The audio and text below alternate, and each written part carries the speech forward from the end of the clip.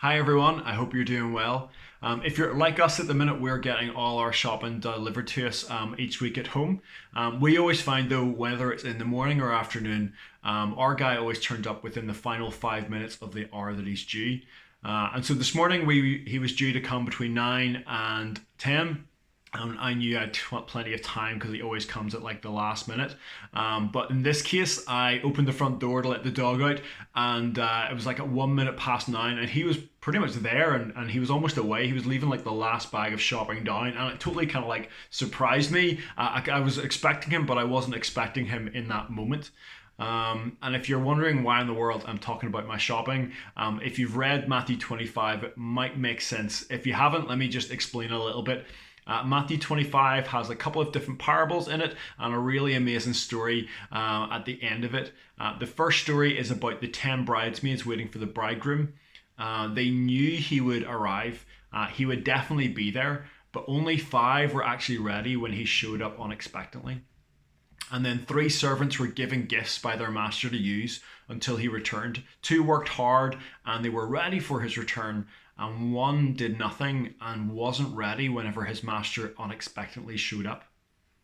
And in the final section, there's a detailed vision of every nation standing before God, who's seated on his glorious throne. And then we'll be separated into sheep and goats, those who expected or longed for Jesus to return. They were prepared for it and they were ready for it to be with him forever. And then there were those who did nothing and were caught completely by surprise and were separated from him. In this moment, when everything in the world right now is completely up in the air, no one can plan beyond the end of the week. And for us, the passage in Matthew 25 will either be an incredible encouragement or a complete challenge. I'm ready for his return. I long for it. I don't know when it will be. Will it be now? Will it be in 10 minutes, 15 years from now? I don't know. No one knows. And that's okay not to know. But while I'm waiting, I want to continue to serve him. I want to continue to live my life for him. I want to continue to do everything I can for him so that one day I'll see him face to face. That glorious hope and that glorious joy.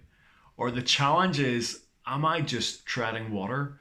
Am I just keeping going, still doing what I think is enough to kind of be right with God, the bare minimum?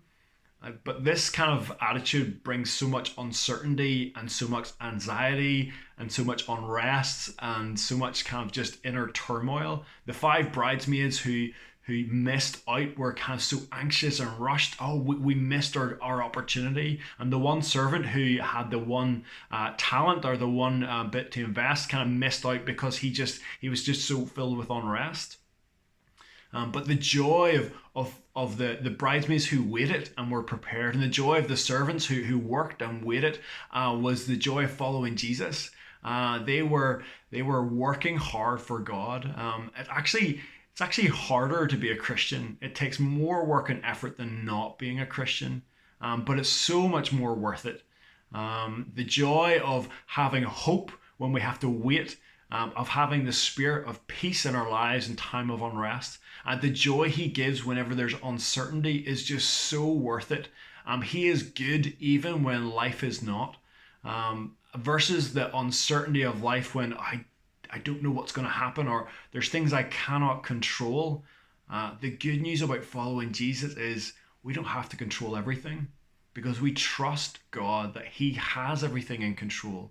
He has everything sorted. Even though it doesn't make sense in our minds, we can trust God. So how about you take a little bit of time this morning to ask God that you will have that joy beyond your circumstances, that you'll have that hope beyond this world. And if you're not there yet, I encourage you to think what might be holding you back from being ready for Jesus, for that glorious moment where we get to see him face to face. It will be incredible. Thank you.